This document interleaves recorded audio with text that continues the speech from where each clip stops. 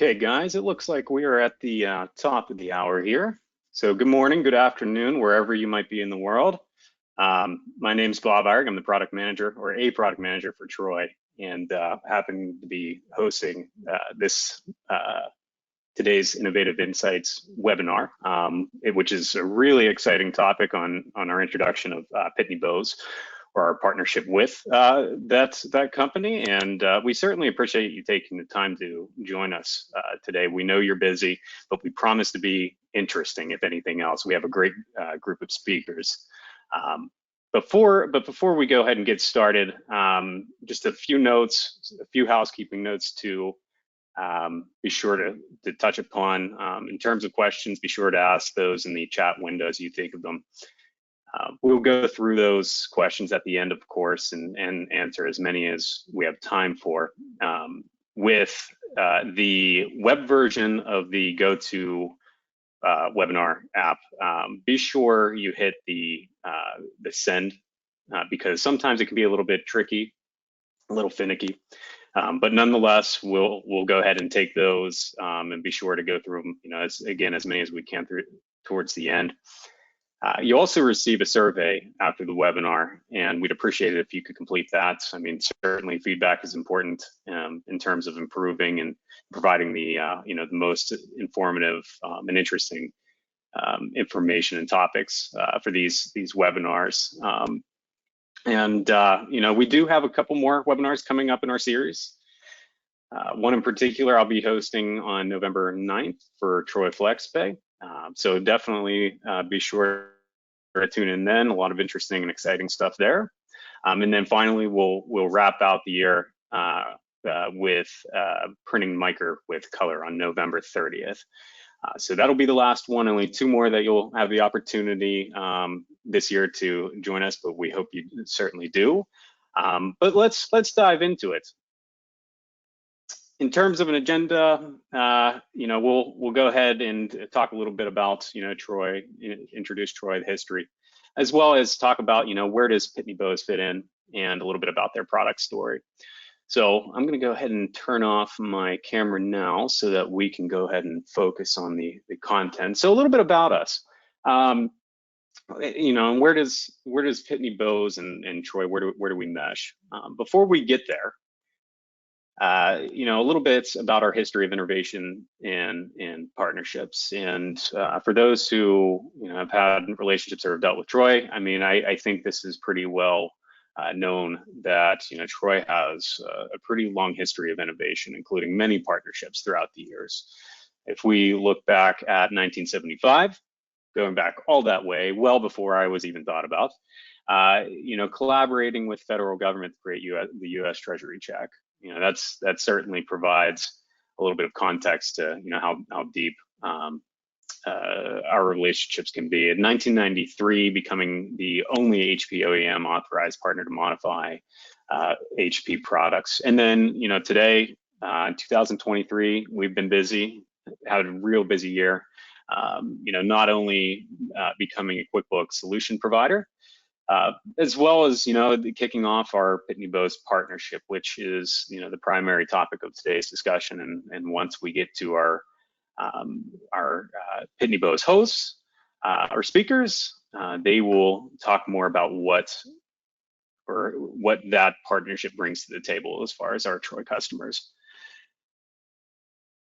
And one final, note from me, as far as where Pitney Bowes fits into the Troy portfolio, Troy offers end-to-end check and documents printing solutions that are perfect for many business types and sizes.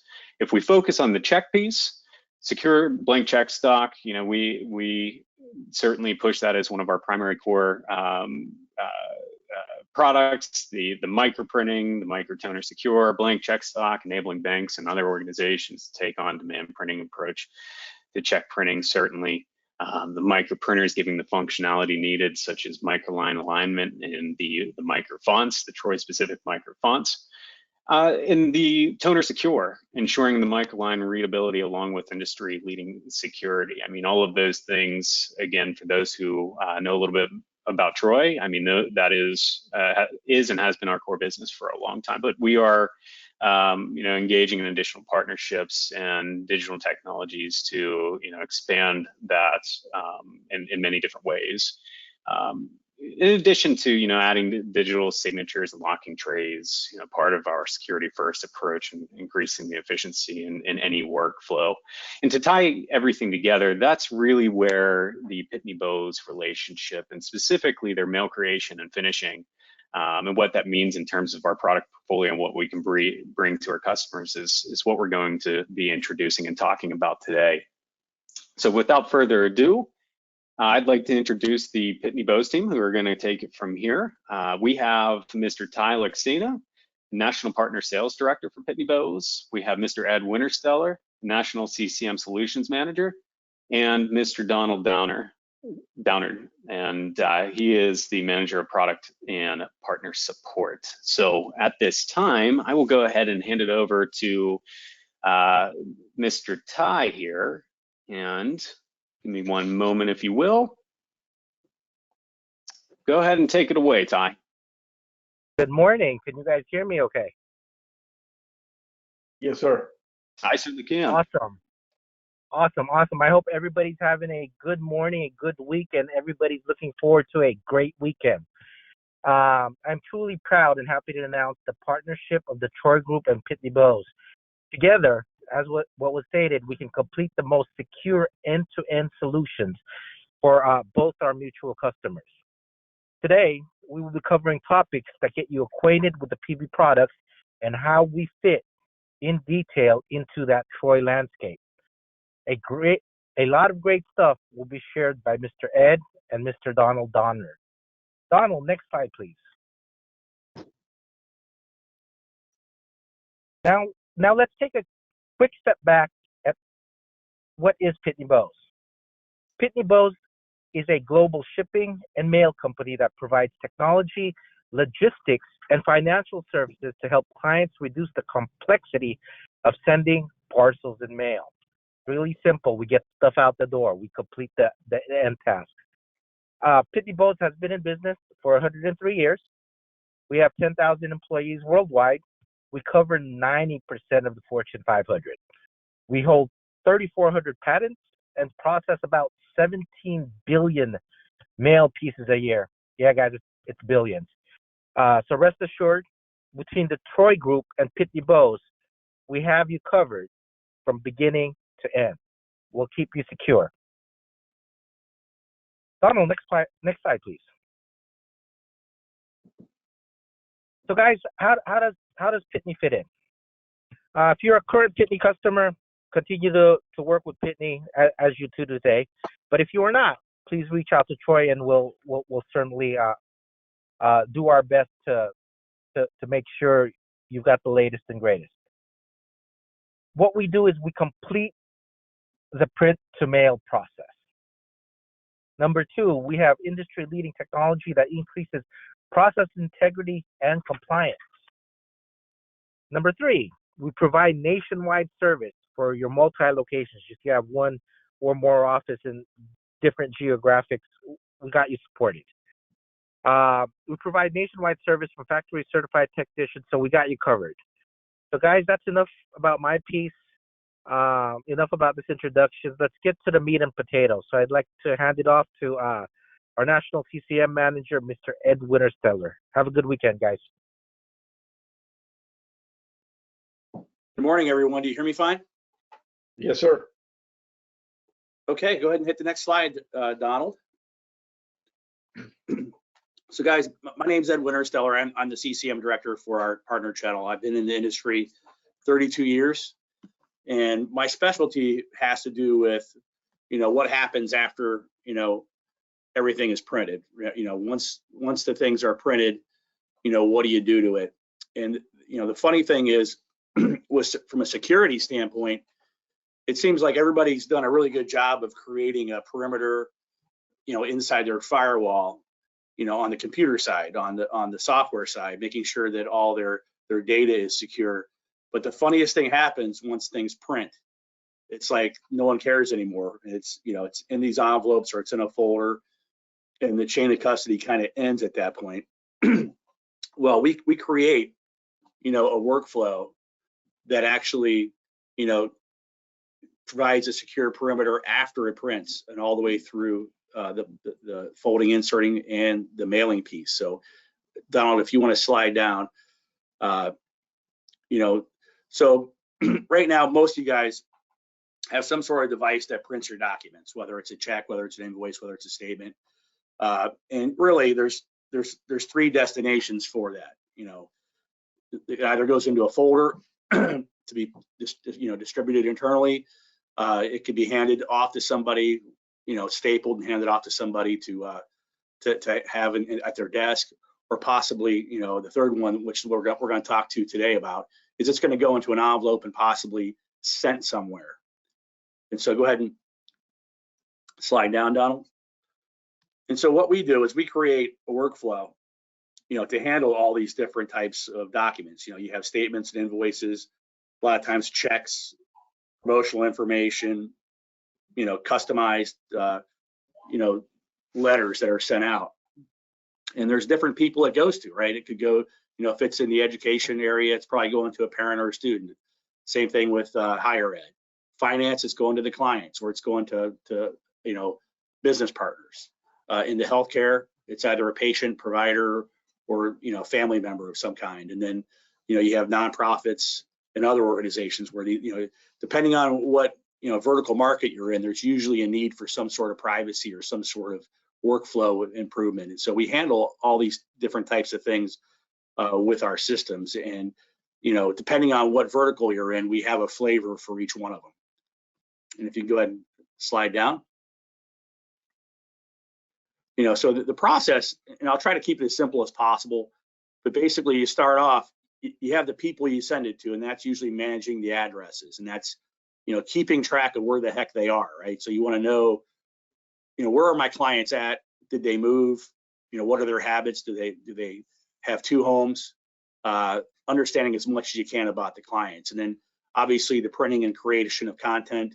Do I want to have custom messaging added to my workflow? Do I want to have additional pieces, maybe informative pieces that go along for the ride with those pieces? And then the third part is, how do I get these things into the envelope and out the door? Like what do I do it manually today? Is there an automated process already? How are we doing it today? The third one is, how do I get it out the door with the carrier? How do I get it into the stream? And then, the last one, and this is the one people don't, I think they don't think about too much, is, how do I manage it? What analytics do I actually have today to see what the heck happened in the past with certain pieces? Because, if you're doing secure checks right now, I mean, obviously the chain of custody is pretty darn important one way or the other. And, how are you doing that today? So that's kind of, the 5 pillars here of what happens, during the print process through getting it out the door into the clients. Next slide. So, the biggest thing that I think on the first one is, managing your addresses. I don't think people realize that, on average across, America right now, 19% of Americans, they move every year. And so, that's a challenge for all people who have databases and customer, client relationships, right? You have to, how do you keep track of all these people moving? It's like a 1 in 6, 1 in 5 type of situation. So you're probably getting a bunch of the yellow stickers. You're probably, dealing with, how do I get a hold of these folks? Should I, what's the best method of contact? But at the end of the day, if you're trying to receive a payment from them, or if you're trying to send a payment to them, it's usually a pretty important document, and having it get lost in the mail is probably, something that definitely you want to avoid.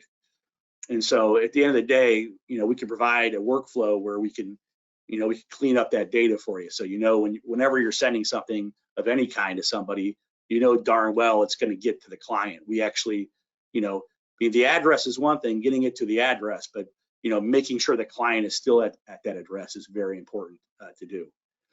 So if you go ahead and slide down, Donald.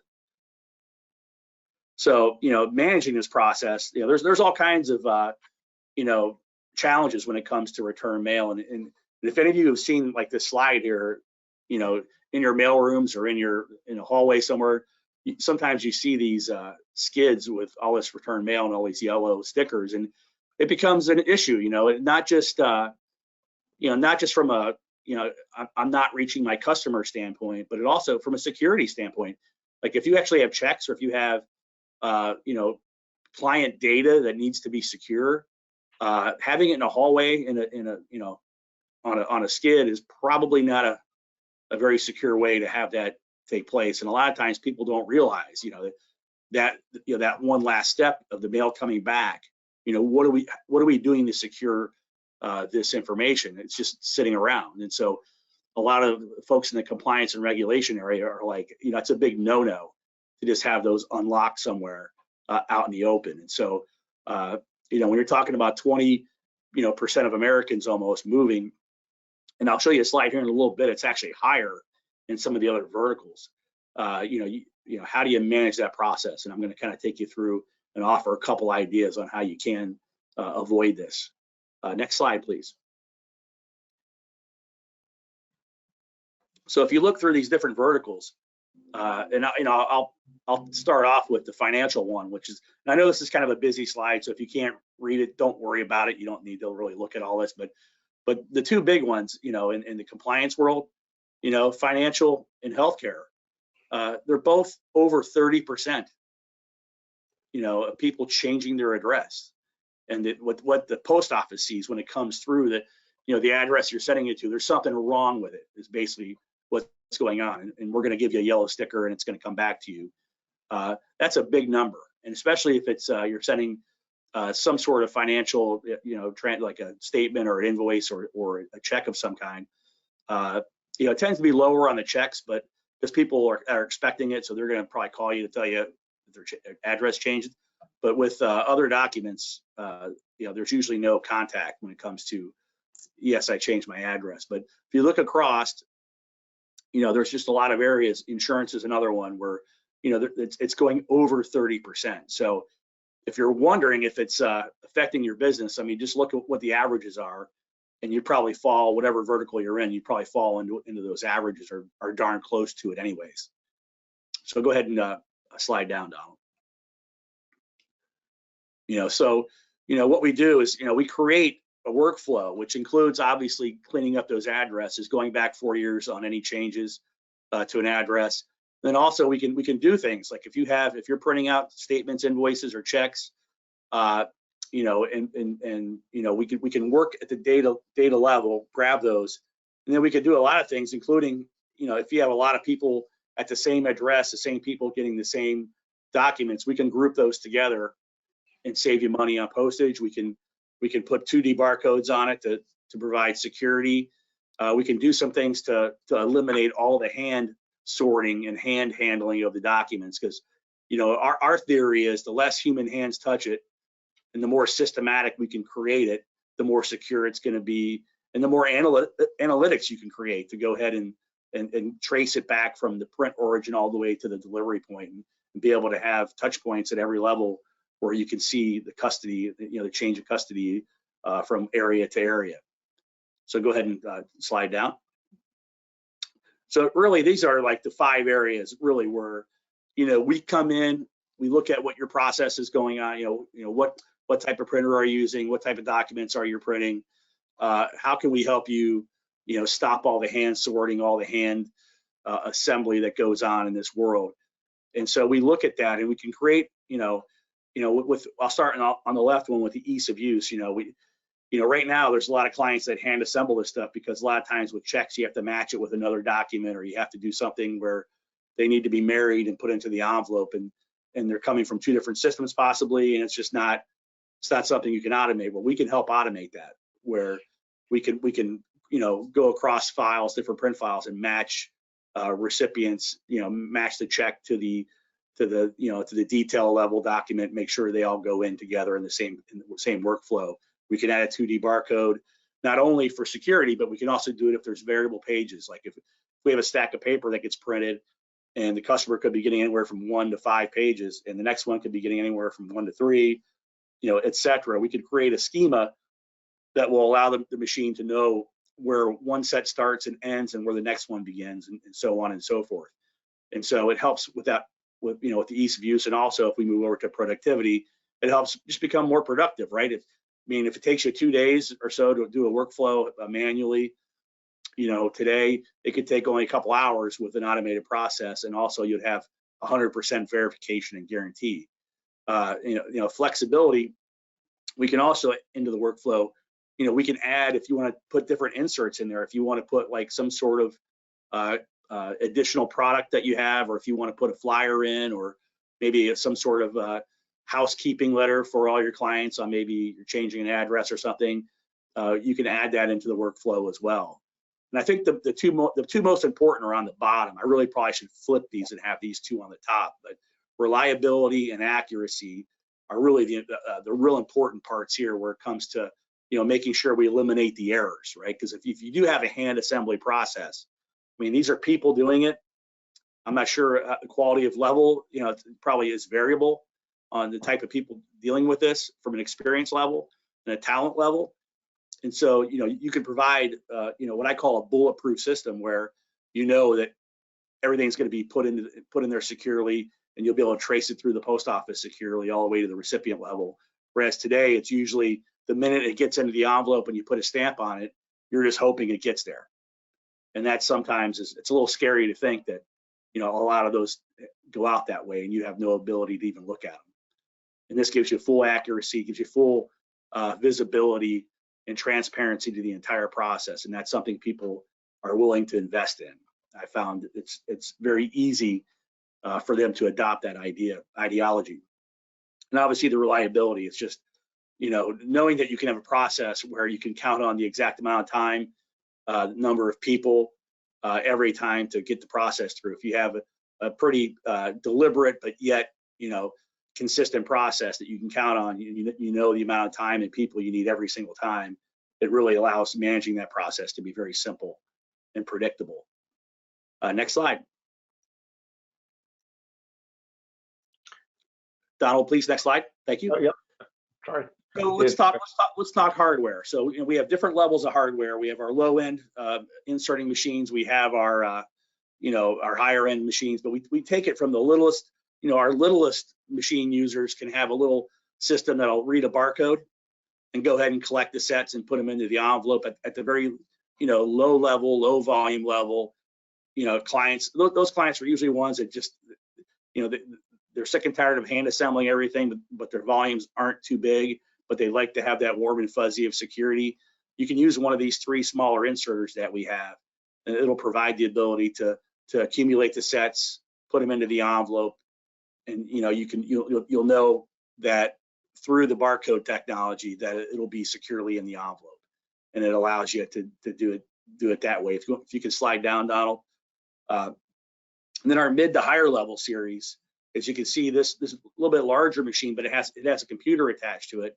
We can actually do a workflow, and we call it file-based processing. And this is like the gold standard of the industry, and it's why Pitney Bowes has a massive share of this environment. We're about 95% of this market across the world. Is when something is very important, it's so important that if something goes wrong, it could be a massive fine or serious consequences. When missing one, when having one mistake is too many, that's when people get file-based processing. And this is basically, in layman's terms, it's our system knowing all the answers to the test before it takes the test.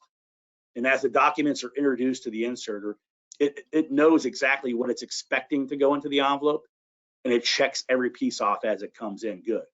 And if you can go ahead and slide down, Donald. Donald, can you please slide down? I am, sir. Hang on one second. It's just taking a second over the web. Yeah. We got some wonderful bandwidth sometimes. So if you look at the workflow here, we have our printed documents over on the left of the screen here, and that's, whatever it is you're printing for that day, right? Our software will be able to send a file, a reference file, from that print application to the inserter. The pieces get loaded. There's actually a nice cover sheet on the front that tells the operator This is a job that you select on the inserter. They select the job, they load the tray, they hit start, and the machine runs, okay? And as it's running, I'm gonna go ahead and show you, if you can look at that picture right now, there's that screen, the computer screen. It has software on there, and the next slide is gonna be an enlarged picture of that screen. So go ahead and slide down. So this is the screen you see on the operating system. And if you look at these little green and blue and gray squares that are on there, those are each one of those actually represents a filled envelope. And as it's running through, those dark blue ones are basically ones that's paper that's in the machine that's on its way to the folder. It's in the middle of being processed. The green ones are systematically finished, sealed, and inserted items. So that's when it's green, that means you're done and it's good. And so as you know, as the people are running this machine, that's what they're seeing. So they're actually seeing proof that things are supposed to be the way they're supposed to be. If there's any red in there, that usually means the machine either jammed or maybe someone scattered the paper before they brought it to the inserter, and so those have to be dealt with. But the whole point of this process is we don't want humans touching, sorting, or trying to put the paper in there at all. If they have to touch something, they should shred it, and that's what I call it, a touch and toss environment, and that's what we want to create. Go ahead and page down. It's more different levels and steps of the same screen I showed you. So if you look to the right, it kind of shows you a beginning to end. Here's how I start, and at the bottom, here's how it's supposed to finish. And every once in a while, there's one in the middle that there could be some instructions that are put into the system, especially in a check environment. If you have, let's say you have a check that the account isn't funded yet, so you really don't want that going out in the mail today, but let's go ahead and put it in the envelope. We can set up a workflow where those will kick out of the system with a message saying, hey, don't mail these, send these to this department. And so we can set up a workflow. And today, if you're doing it by hand, it's like, okay, there could be thousands of them. You got to tell the employee to thumb through all those to find it. Not the most efficient and accurate way of doing it, especially if they miss maybe the corresponding pages that go with it. And so this is how you can, systematically have it put in the envelope, but yet you can have instructions that say, hey, don't mail this because we haven't funded that check yet. Page down.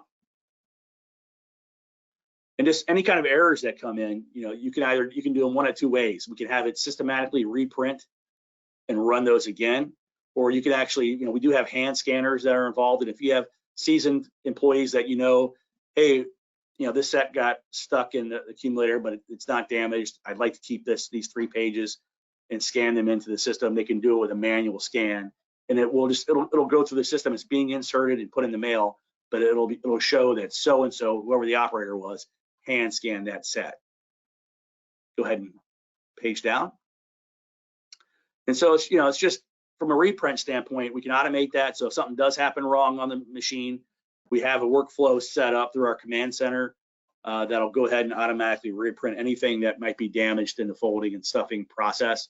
And then those jobs won't be completed until every piece that is in there is systematically processed. So it provides you a soup to nuts, beginning to end solution that you can categorize and reference every single moment that happened in the process to make sure that that everything was done the way it's supposed to be done. Go ahead and page down. And then the last piece, and I'm going to spend a little time on this, but during this process, we can postal automate. We can use our addressing piece to this to put what's called an intelligent mail barcode on your mail piece if you're not doing it today. And what it does is it provides you with a workflow outside of what you just did on the inserting part. So as your piece leaves and goes in and gets inducted into the postal service, you can actually track the pieces from the time they leave your dock all the way to the last scan before it gets delivered to your client. And there's another piece in there, and that it's called the address chain service. It's a little area inside that intelligent mail barcode that'll have either a 0 in it or a 1 in it as a volume. And if the 1 is for secure destruction, it'll allow any piece that that's going to come back. If that we ran it through our software, we actually cleaned it up, did the move update, got it into the Postal Service, knowing that, you know, as of Friday of last week, that person lived at that address. If it gets mailed and the letter carrier knows that on Monday that the person moved, you know, well, it's going to get a yellow sticker and come back. And so instead of that happening, you can shred, you can, you know, the post office will securely destroy all those pieces of mail. So you don't get these trays of mail coming back that you have to manage all the time, these of undeliverable mail. They'll actually shred that, but they'll send you electronic documents of those pieces securely. So you still have what you need. You know the why and who and the documents that were sent that were undeliverable as addressed, but you don't have to worry about dealing with a big pile of yellow stickers and possibly having some sort of violation or breach of your protocol in that compliance and regulation world. So it's a step that a lot of people don't know about. And by the way, it's free. The post office doesn't charge for this because it actually saves them money to just shred it than to send it back to you. So, you know, there's an incentive for them and an incentive for you. And the post office loves having those mutual beneficial type of situations where they can save money and you're motivated to do it too. So, and it's why the post office is the #1 recycler in the world, and it's not even close. But because we send a lot of mail out, we're you know the marketing world especially, we're sending more than ever out now, believe it or not. So you know, that's really my, you know, where I kind of, my process kind of ends. And then obviously, you know, the last piece of this is, you know, is how are you going to apply the postage to the piece? You know, you can use a permit where you don't need to use the postage meter. But I know that Donald, who's also on the call here and running the slides, we do have obviously machinery that can also apply postage and do a lot of other things as well. Thank you, Ed. I appreciate it. Yep. All right. Let me get this slide to switch over here. Give it 1 second. Hey, Bob, can you do me a favor? Can you see if you can slide this forward for me? I can. Excellent. I appreciate it. All right. Well, welcome everybody. I know I'm late in the call, so technically you've already been welcomed, but I get the last mile of the Pitney Bowes journey, which in many ways is the last mile of the journey that the documents that you're working with Troy to produce and secure take before they leave your facility. So obviously you have the print process. We've talked about the print process, securing that print process, but not only that, securing the folding inserting process thereafter and putting it into an envelope. One of the things that has to happen, of course, is once there's stuff in that envelope, I have to prove that I'm paying for postage to go out the door. And I get to talk a little bit about that, but what I want to start with is there are some fundamental changes in the industry. So if you do have a postage meter today in your organization, you've probably been told, hey, by the way, there's a migration underway that the post office is mandating from IBI to IMI technology. And if you're like me, postal acronyms don't mean a whole lot. So I just wanted to tell you what that actually means. So this migration is the 6th migration of the US Postal Service in the last 33 years. And each time they've built on the previous version of postage meter or technology and added to it. So IBI technology, we've been running on that since 2002. It's information based in Daisha. It had the little 2D barcode on it, the little thumbprint. That is older technology. It was actually invented in the mid-90s and was implemented in 2002. And it's being phased out by the USPS. Low to mid-range postage meters have to be out of the market by December 2024. And because they're electronic in nature, January 1 of 2025, they will not work. It doesn't matter whether they have postage in them or not, they just will not work. The post office has, however, provided some exceptions to that. And in certain large production environments with the largest production machines, they've extended that through 2027 because we know we don't want to impact those large clients as they're processing mail, right?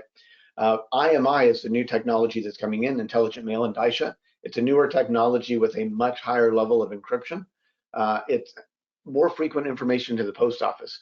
Your postage meters today report in every 30 days to the post office and say, here's what I've done for the last 30 days, right? The post office needs more up-to-date, detailed information to be able to modernize.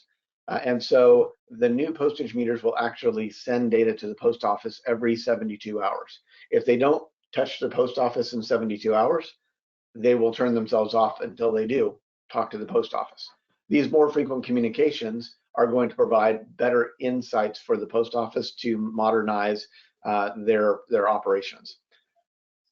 Unfortunately, IMI itself has no intrinsic value for you as a client of the post office.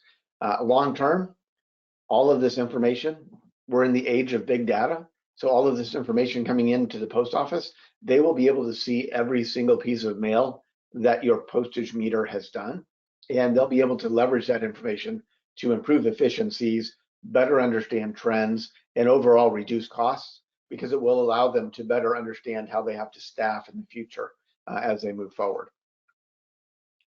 All right. So when we talk about postage meters, everybody's like, okay, that's great. You know, I know what it does. It puts red ink on an envelope. Honestly, every meter in the industry can weigh and rate, can seal and moisten, can meter, put the red jelly on the white piece of toast, can account and report, and that's nothing new, right? We've all been able to do that. In fact, Pitney Bowes invented it 103 years ago, right? We've been doing it for an awful long time. That's just the price of admission. Every postage meter does that. Again, every postage meter has done that for 103 years. IMI compliance is not going to change that. And so the post office is asking you as a client to change your technology with your vendor because they say so, which is an important reason to do it. But what's the value? What can I glean out of that as I move forward as an end client, as a user of a postage meter? So I'm going to jump back to the evolution of a connected device, and I can tell you I'm a little bit gray around the ears here. I remember when I was so excited to get my first phone and I could call, and then I could text. Actually, I could get rid of my beeper, right? So I had all these cool technologies. But now we all carry around this electronic Pop-Tart, right? It can call, it can text, it can do GPS, it can take pictures, it can monitor your health. My phone via my watch tells me to breathe when I'm on conference calls, right? I can play games and I can do more every day, social media, right? And it's not necessarily because the device is smarter, it's because the device is connected to the Internet of Things, it's connected to the cloud. And so that intelligence in the cloud makes it a more capable device, right? So TVs, computers, printers, cars, everything we have today is more intelligent because it connects to the cloud, right? Honestly, we're at this inflection point where the post office said, hey, by the way, you've got to fundamentally change. Postage meter vendors have to fundamentally change how this device communicates back and forth with the post office over, believe it or not, the cloud, the Internet of Things, right? So we're at this inflection point that says, hey, we can dynamically change the way postage meters act for our clients and provide value for our clients. And what happened? Basically, everybody in the industry came back and said, you know what? All we need to do is all our clients really need, they just want to put red jelly on a white piece of toast. We're just going to make it IMI compliant. They came in, they changed the color of their machines. They made them IMI compliant behind the scenes. They raised the prices a little bit and they said, here, you got to buy this new machine. Good luck, right? And so if you are in a relationship with another vendor and you have one of these machines, and specifically look for an IS or an IN on the outside of that machine has to be transitioned more than likely by the end of 2024. Worst case scenario or best case scenario by the end of 2027. This is where your relationship with Troy really starts to resonate, because you already enjoy your relationship from secure document creation. We've talked about secure document insertion, and now you can close the gap with IMI compliance through Troy, And that gives you basically one vendor to handle all of your needs from the point that you hit print until the point that you deliver that mail to the post office. It doesn't get any better than that. But just so you know, Pitney Bowes wasn't happy with, let's just sharpen the same old pocket knife that we've already had. What we did instead, and we'll let it come up here, is we recreated and we rethought the postage meter. We built all of our postage meters enabled not only to talk on the web, but also to talk through our Shipping 360 platform. So it doesn't matter whether you've got desktop users, and that used to be, okay, well, maybe that's my paralegal that's upstairs on the 5th floor and I'm downstairs on the 4th floor. But now we all know in this agile environment, an agile user may be somebody working, from home or across the country. They're doing critical work for me. How do I manage their postal spend? Why would we not tie the ability to see what they're doing at their desk, at their house, into what I'm doing in my corporate mail center, right? Small remote locations, office environments, all the way up through production mail centers. Every single device that we've created centers on the Shipping 360 platform and consolidates all of that information together. So now you can have a holistic view, no matter where your workers are working from, of your total spend, but not just USPS spend. We weren't happy with just solving that, because your USPS spend is typically about 1/3 to 1/4 of your total spend, which includes UPS and Federal Express and other carriers, where people are shipping from their desktops as well. All of these units here not only have the ability to ship USPS, but they also have the ability to ship UPS and Federal Express from that same desktop or that same mailing system. So from your postage meter, you can walk up and actually process a UPS or a Federal Express package. We tied it to the Internet of Things. Why would we not enable it to talk to all of those things that are out there on the internet? And so again, for the first time ever, not only, yes, I've got to migrate from IBI to IMI technology, and that's a mandatory thing, what's the value proposition to me? Well, the value proposition to you is twofold. Number one is, not only do you get the ability to manage on-site mail, you can manage off-site mail and off-site shipping, sending. That's number one. But the bigger benefit is this comes at a perfect time when Troy and Pitney Bowes have come together, and we're now you've got one place again to go to get all of those needs solved for your enterprise or your environment. So technically, Pitney Bowes has become the ace in the hole for Troy to help solve your business needs from print to mail. All right, Bob, I'm going to hand it back off to you, sir. Excellent.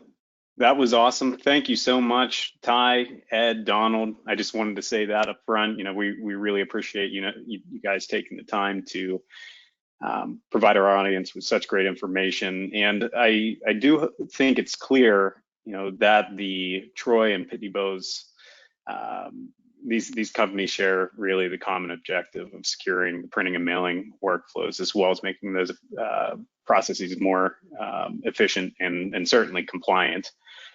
This is why this partnership is so important for our mutual customer base. But I think that's fairly clear. So at this time, I just want to take a few minutes to answer any questions that our viewers have, and we have a few to kick things off here at this final section. I guess we'll start with how much mail do you need to be mailing to set up an inserting workflow like this?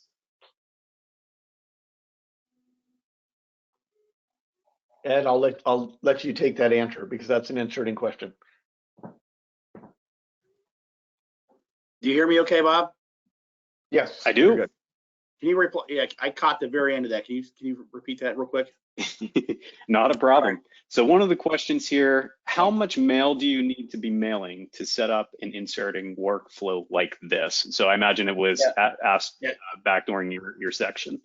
Yeah, I mean, it depends on if you're really just trying to make a workflow become more efficient, then you need, I would say somewhere in the thousands, low thousands every month to have a justification for that. But if it's more about the accuracy part or the compliance part, then who knows? It could be a lower number, it could be a higher number. So it really, it's worth a discussion. If you're in that low thousands every month going out, it's probably worth it. And it really has to do with how much manual labor is taking place to do that. Because so really, go ahead.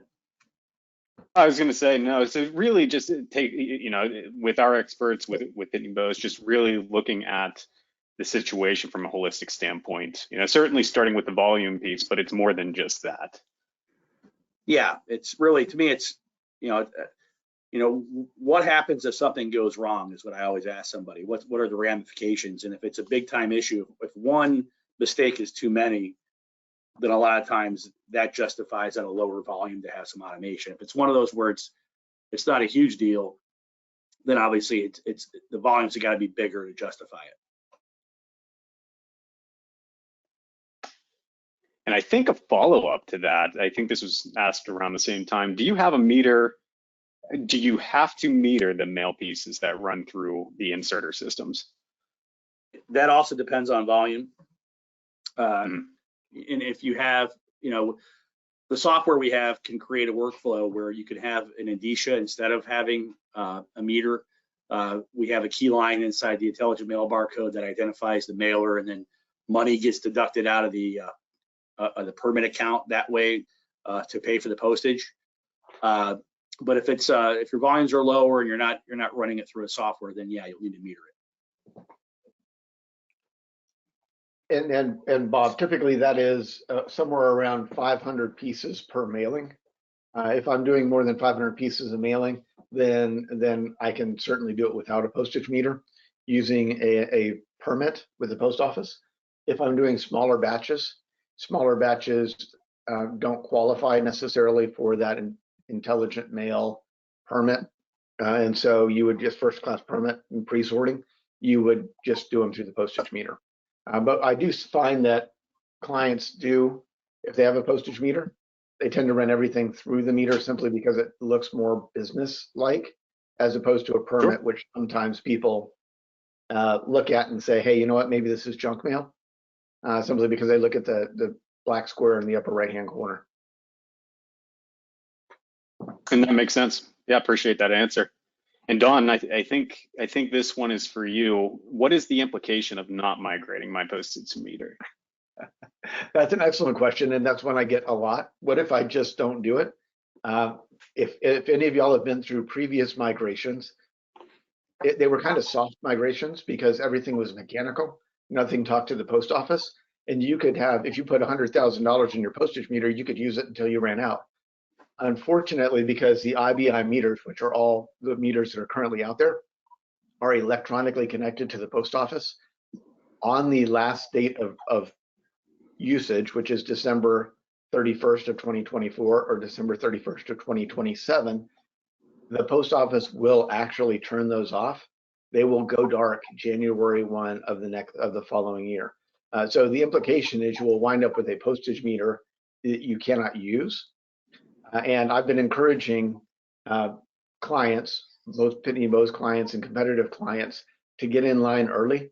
You don't want to be the last person in the line for the iPhone 15 at the Apple store.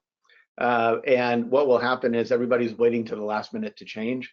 And the post office is really being very hard-nosed about not making any exceptions. So I recommend getting in line early and replacing that technology while you can.